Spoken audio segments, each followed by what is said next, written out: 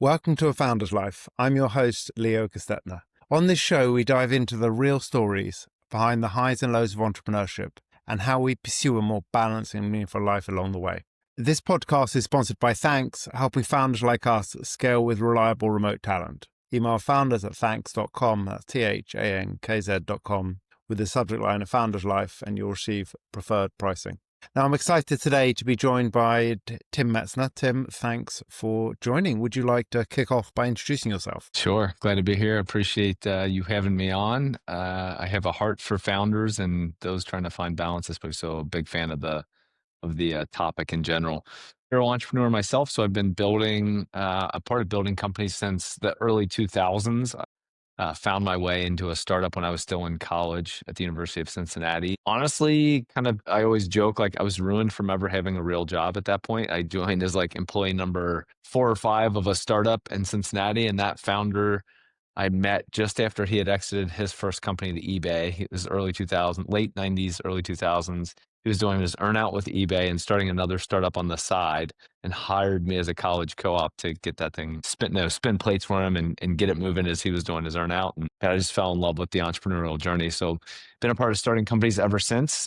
Been in Cincinnati, Ohio, the whole time. And I always tell people my journey has been sort of dual parts, like ecosystem builder. So when I was in the early 2000s, there was really no startup community to speak of here in Cincinnati. And I met a good Cincinnati gal who wanted to raise a family here. And my aspirations of going to a more startup friendly environment like the Bay Area were kind of stopped. And I said, great, well, then we're going to help Cincinnati win. So I've built multiple venture-backed businesses here in Cincinnati and done things like brought Startup Weekend to town and started an accelerator, and have spoken in classrooms across universities and high schools in the city, and done meetup events and networking and angel investing and more coffee meetings than I can count with would-be entrepreneurs. So that's been the fun side hustle, as it were, in addition to building multiple businesses as a founder myself. So what would you describe as sort of the day job today? Which aspects of the day job, and what are you doing for the companies and customers you work with? Great question. Yeah. So FireRode is the current day job. So after building a couple businesses as a founder, jump to the other side of the table. So FireRode is actually kind of multiple things in one. So we've got a venture fund. So we do pre-seed stage investing in, I call it SMB tech. So if you are a founder building technology to tech enable Main Street America, small businesses, blue collar trades, like we look at really categories that AI won't disrupt. We want to back founders who are tech enabling those categories, if that makes sense, right? So we always joke, like I use plumbing as the example, or sorry, AI is not going to fix the pipe in the wall anytime soon, but we can leverage AI and automation to build a better plumbing business, right? So those are the kind of companies we're backing out of FireRode Venture. So we're pre-seed stage investors in businesses automating non-technical categories. On the other side of FireRode, we've got this kind of barbell strategies. That's the early stage risk capital, take some moonshots. On the other side of the house, we're building a holding company. So the goal is buy long-term ownership in those same kind of businesses we're tech enabling. So we haven't gotten a deal done there yet. We're just a couple years in and still kind of working for our first acquisition on that side of the house, but we want to be long-term, kind of buy and hold on the holdco side, and then tech enabling kind of businesses on the other side of the house. And then third leg of the stool is really kind of just holding space for myself as a serial founder. I call it the foundry side of the business. Pretty good chance we'll see white space opportunities to build something, or pull someone like you in to build a business with and go like, hey, let's be part of founding, not just investing or buying. So that's the vision. All of it kind of centered around this idea that there's a silver tsunami of aging business owners that needs to transition hands. And the next wave of ownership is likely to be much more tech enabled and want to bring in AI and automations, where if you're in your 60s, 70s, 80s, running a business today, you might be more resistant to AI and automation. And so we just think as these things transition ownership, there's a perfect opportunity to help tech enable those kind of businesses. Obviously, since they're trading hands, it's a really good time to be buying into those companies as well. So that's the whole FireRoad vision in a nutshell. That makes sense. It's exciting opportunities there as the world moves forward into more tech-enabled. And yeah, as you said, those traditional businesses will always be needed. Yes, that's right. And talk to us a little bit about what family means to you, how your family looks. Yeah, so father of 4. I've got 2 boys, 2 girls. I've got 13, 12, 10, and 8 are my kiddos. They've been they've been around me building businesses since the beginning. my wife and family, it's funny, they just left the office. We had like a little FireRode Christmas gathering. So all of our families were here and we got to hang out with each other. So it's me and my two partners here, and then their families came and hang out and had pizza and played games. And, it's not that we do that every week or anything like that, but we love the idea of being able to integrate and bring families into this thing. Cause I always tell people like the partner at home is every bit as involved as is the founder themselves, in the sense that like, if you want to, for me anyways, like to remain a good dad and remain married, like I need a partner who's flexible and is just as helpful for me outside of work as during the working hours. So an example of that is my wife, Christy, really teased me up to do things like coach, and she handles all the logistics and does a lot of the scheduling for me. So I can just show up at a practice and run a practice and still be there and be very present. And then she knows like if I've got a 5 p.m. practice, like pretty good chance I'm going to have to like get back online after that's over and finish the workday out. So, I don't think integrating perfectly a family into a business, especially in the early stages, is easy necessarily, but I think it's worth the good fight of like, what are those places and spaces where I can find opportunities to bring the family into it? And, for me, that might be like grabbing one of my kids and taking them to one of the startup events with me, right? If I'm doing some extra hours stuff after work, like, why don't I take them to a pitch event? They sat in on, I taught a class on venture capital at the University of Cincinnati earlier this year, and, brought my kids to a couple of those classes. Finding time and spaces where I can actually bring them into it, I think is really important for them to get to see what I'm doing and get a sense for the work we're doing. And that for me, it's like having a really hopeful spouse who can work with the flexibility I need, but also team me up to be a good father as well, has been powerful. It's all of that together, definitely. Mhm. And I love the combination of, with your co-founders having their families in as well. So everyone having a chance to really get to know each other. Yeah. And I think just encouraging them to like, leave in the middle of the day to go see a Christmas play at school. It's like that stuff is awesome and important. And, this because you're at the next stage. Like you blink and all of a sudden you don't have little kids anymore. And you're like, how did that happen? Like where did that, and I think especially like, they say the days are long and the years are fast in parenting, but I think it's actually in parenting and in entrepreneurship, where you're just like, feels like a grind, and then you look up and you're like, man, we've been at this thing for 2 or 3 years. That's crazy. Like, and you combine both those, like young family and building a business, and like it's a blur, man. So it's like, how do you take advantage of some of those moments to go like, man, that inbox is still going to be full after the play. Go hang out and get back after it later. Yeah, the entrepreneur's to-do list is never going to get finished. So it's about That's right. prioritizing. Yep, you're never done. And how about for you, how's health? And health I look at as obviously all those different aspects, whether it be mental health, physical health, sleep, nutrition, fitness, whatever aspects you look at for health. Yeah, for me, that has like always been a priority and ebbed and flowed, if it makes sense. Like one of those things, like it's always on my mind, even in the grind of like the first, again, it's kind of like the same having a baby and starting a business, like the first year of having a kid, it's like sleep is shot and you're out of your normal rhythms. Like same thing happens when you're building a company. It's like you're kind of working all hours of the day to get this thing off the ground. And so fitness and nutrition are definitely not the same for me in that first year of business building. But I think it's one of those things where going into it, I kind of know that, especially after the first company and kid, you're like, okay, I should have a really strong base and foundation going into those early days so that I can maintain it. And if I take a step back, it's like a mentor once told me, he's like, man, don't beat yourself up if you're not at the gym 3 days a week or 4 days a week or 5 days a week in those early days. Like you've made it a priority throughout your life. So yes, maybe it'll wane for a little bit in the starting phase, but you'll come back to it. Like, have some people who will remind you and keep you accountable to that, but you can't do it all. So don't beat yourself up over, a temporary lull in that. But I also know well enough to know, like, if you get 6 months into it and you're still making excuses for why you're not at the gym or working out or why you're eating like crap, like, you're not going to be very effective in that founder chair either. If it's a marathon, and I believe it is, then you gotta maintain that health and fitness as well. So finding ways to kind of fit it in, and it's just like family time and fitness is kind of similar to me. Like treat it like a rock on your calendar is the only way it's ever worked really well for me. So it's like have family dinner nights on the calendar, have your workouts on the calendar, and like your team knows, you don't schedule over that unless we have a conversation first. Like have those things be, a serious blocker. And treat them like you would, an investor pitch, like hold it that sacred, right? So that's been That's been cool for me. Little hacks too, just like coaching's a good one where it's both a combination of family time and you're getting active. Like, you're moving up and down the court with your team, you're coaching basketball. For me, that keeps me active and moving. It's actually a pretty fun moment this morning where I played pickup basketball once or twice a week when I can. The group I play with was short today, so I brought my eighth grader with me. I was like, well, we can play because I'll bring my son with me. So it was the first time my son got to come play pickup ball with me, and we both got he got up at didn't have school today, but I got him out of bed at 5:15 a.m. and he came and ran with me, and so that was a fun moment actually getting to integrate family into the fitness too is pretty cool. That's fun. I love that. For me, that's been more on a one-on-one, but I love the fitness time with my kids. For my daughter, it's like when I'm in LA, which I'll be over Christmas, New Year, it'll be an hour's walk early in the morning every day. With my son, Awesome. it's hitting the gym and doing an hour and a half, a hard gym Yeah. session. And, whatever it is, for me, it's that more one-on-one, but whatever that is, that linking fitness and family is a great time. It's pretty cool.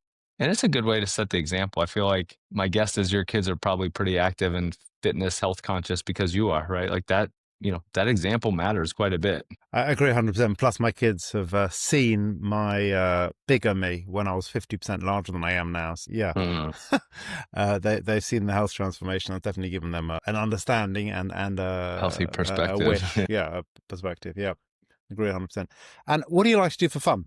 Coaching now, it's on like I coach a lot of basketball these days. I have for the last 8 years or so, probably I guess now. That's become hobby. When I can, I love the outdoors, hiking, motorcycle riding, are all hobbies. I don't get to do it enough, but a handful of years ago started doing adventure motorcycle riding. So you do these like trips where the goal is like get off the pavement as much as possible. So you're on a motorcycle, but you're trying to find these like back roads. That's actually sort of the genesis for the name FireRode is, when I'm on my motorcycle, I'm always looking for the FireRode, which is like this kind of beaten path through the woods. It's like just enough infrastructure you can get into the woods on a motorcycle, but it's going to be hard. It's probably going to get lost. You're probably going to drop your bike. And so it's going to be harder than the average journey, but that adventure has always been fun to me. That's been a neat hobby doing that as well, but not as much as I'd like to. Maybe one day that'll be with the kids, That's with your right. son. Exactly. Yeah. And so I like to talk about a balanced life. Now, for me, the definition of a balance is not the perfect balance because we're never perfectly balanced, but it's overall sort of how does a balanced life look for you? I talk a lot about seasons, and maybe it's because I've been through like multiple entrepreneurial starts, kind of serial co-founder. I've gotten to see these different like ebbs and flows of like, man, there's some intense phases in the early days, or you get to a point where you've got sort of you work for a few years and then it's like, man, we actually have an opportunity to build something special here, but the window of opportunity is small. And so there's going to be some sprint phases in the journey. I've always tried to make it a conversation with my wife such that like she knows, hey, for the next 3 months, I'm trying to close a fundraise. Like I'm going to be jamming. Like I'm going to be going really hard, harder than I wanted to be going and harder than normal. And let's both agree like that's not going to become the norm. Like, so if we're a quarter out from now and, my schedule hasn't changed at all, like I want you to hold me accountable to that. And likewise, like, in seasons where it's not as intense at work, like I'm going to take some extra time to be with the family. And there's certain rhythms and rocks we have that have worked really well. I think because the chaos of starting companies, like I have to have things like coaching is one of those rocks. It's just like, man, there's no way otherwise I would shut down and get to a 5 p.m., thing.